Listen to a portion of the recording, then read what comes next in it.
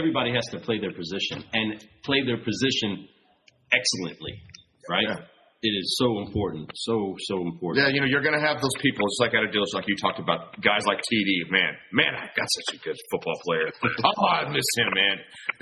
I'm a Dolphins fan, so, I've been through the pain for so many years. And when you bring up teams like the team that you were part of, wow. I mean, as a football fan, you couldn't help but be a fan of a lot of those players. They're just unbelievable talent on that team. To the point where you said, you mentioned that, being on that team, I'm sure you felt like, wow, this is unbelievable how many great players are on this team. You talked about coaching and how good the coach was compared to the whole culture of the coaching there compared to the team right before when you were with the Ravens. Is that what you said? And yeah, man, it was unbelievable. So I think that you definitely, you're bringing up some really good points there, and I think that's great that your company's able to do that. And I know that with this type of attitude like you have and having all the skill sets and all the experience that you have, there's so much that you can feed and give to people and just share and be able to help them grow. So I just know that your company, DG Coaching and Consulting, is just going to do so well. It's gonna, man, and you're just starting this, right? You're just really, you've been doing it your whole life basically, but you're starting this company, and it's fairly new, and I'm real excited to see this thing blow up and watch it grow, and I think you're going to do really well. Great answer. He's such a solutionary, no doubt. And the humbling thing about it is that we're actually able to see so much correlation between whether it's a sports team, whether it's a team that is at a restaurant and they have to make sure that food goes out, people are cooking it, people are ordering, people are helping dish it out, and he knows something about coaching an entire team of people, whether it's in the restaurant industry or it's actually on the field that people are paying crazy dollars for tickets to go see some incredible athletes do incredible stuff. But everybody always gets to see the show, right? You get to see the food show up on your plate. You get to see the athletes do the show on the stage, which could be the field that they're on, right? Or you get to see the actual stage show occur. You always get to see that part of it. A lot of what we don't get to see is all the hard work that's in the background, all the weights and all the blood, the sweat. The sprints that they put in, the miles that they log, all the weights that they're pushing up, all the personal records that they're trying to break, everything that they're doing, the practices, the drills. There's so many things that we as fans don't see professional athletes do. We don't see professional salespeople do behind the scenes, the way that they're working on their skills and all this stuff. There's so much to it, to anything that you're going to be a professional at in life. If you want to be the best at it, you have to put the work in.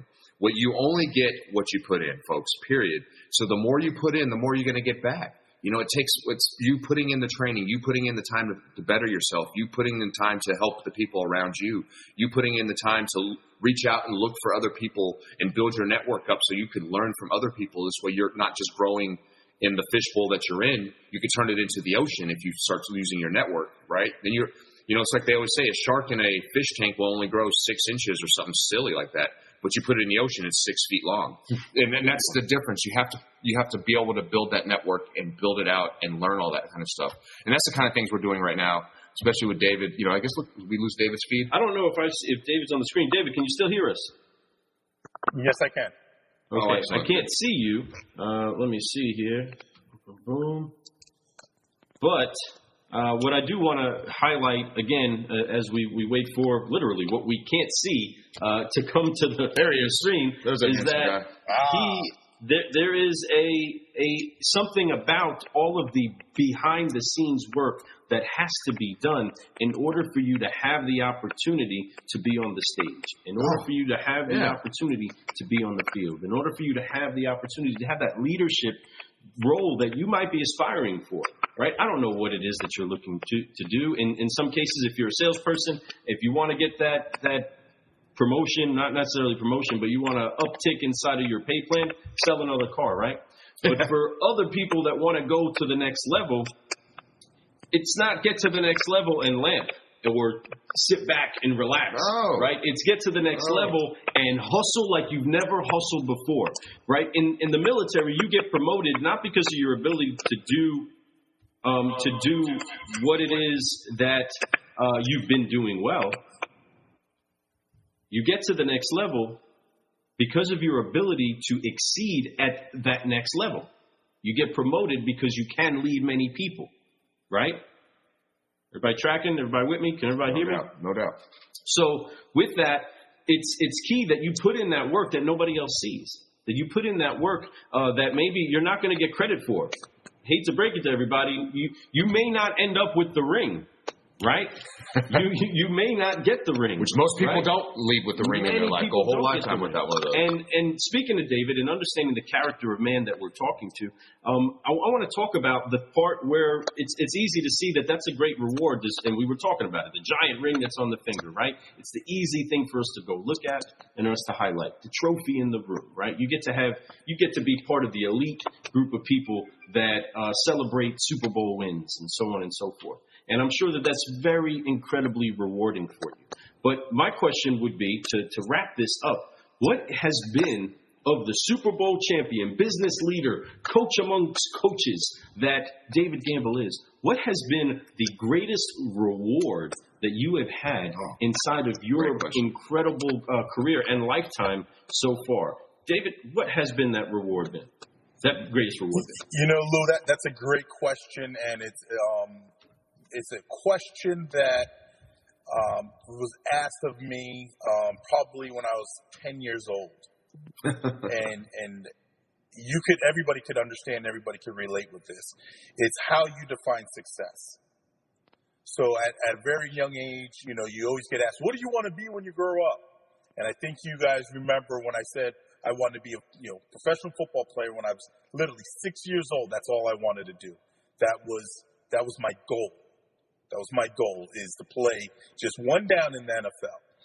And as I gotten older, and I built some success, right? I had a successful high school career. I had a successful college career, a lot of accolades.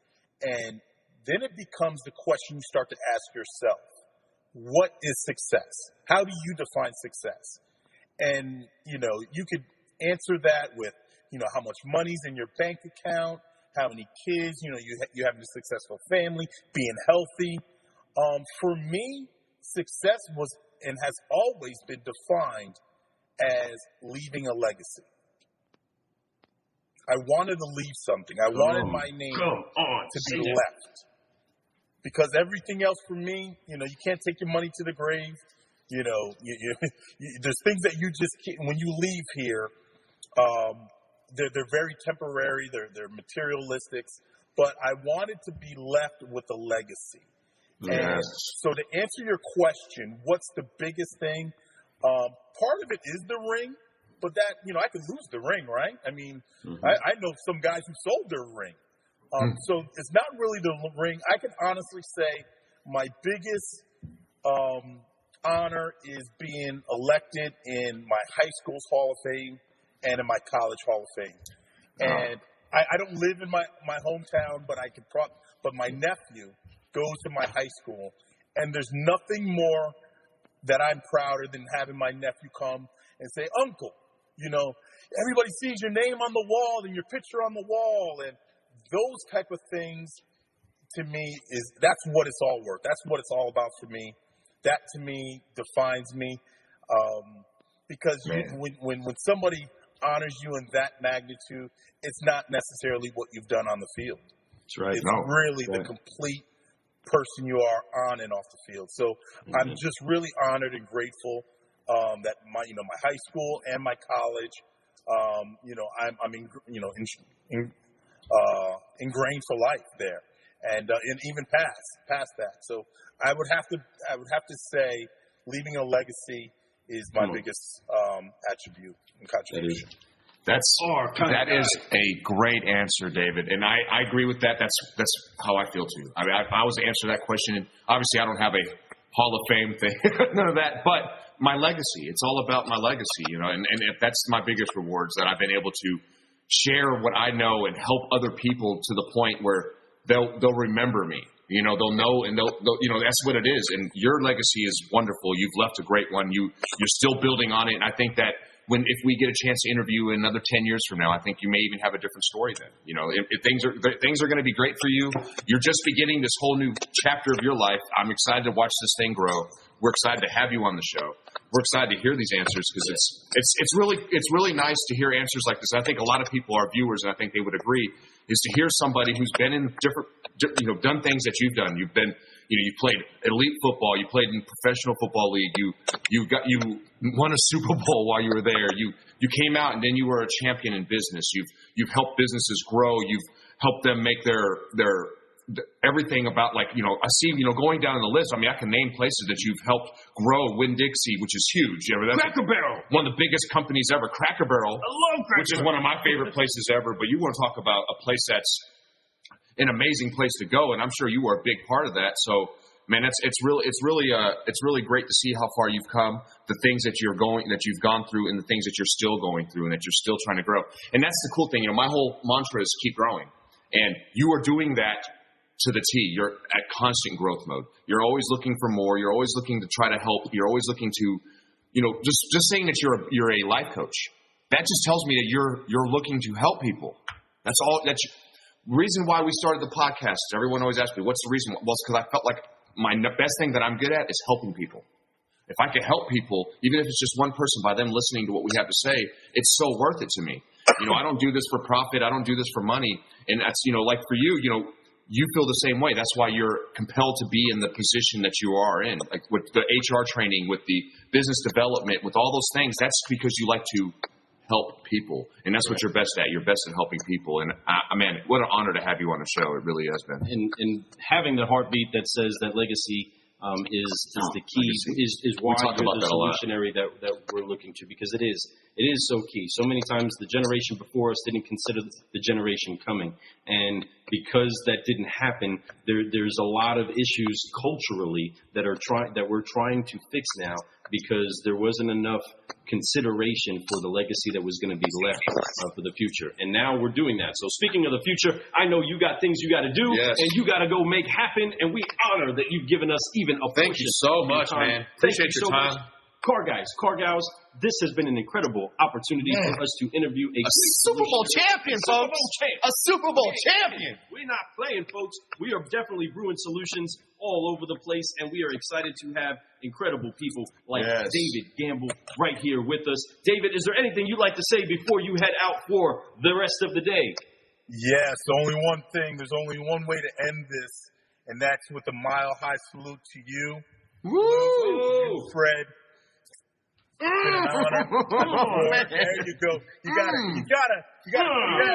There you go. Come on. I love it, bro. I love it. We appreciate you so much. Thank you for that. Keep flying. Keep flying, my friend. You keep growing.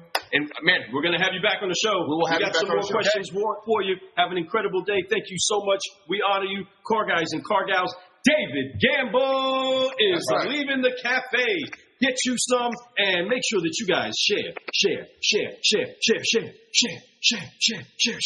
Car guys, car gals, this is Lou Ramirez, the car guy. And this is Fred Narcissa, crime hero. And we've been brewing solutions on the Car Guy Coffee Podcast. Let's brew.